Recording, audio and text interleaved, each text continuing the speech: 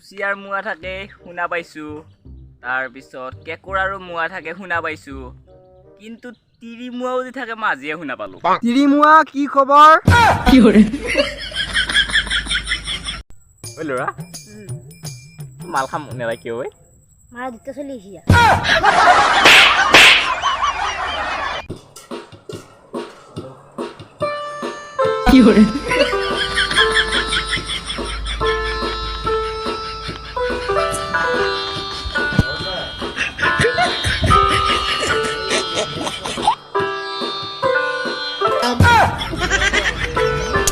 মাৰ মৰমৰ কথা কি কবি, এক কৰচ ভাত খুজবি 2 কৰচ দিব, 100 টকা খুজবি 10 টকা দিব।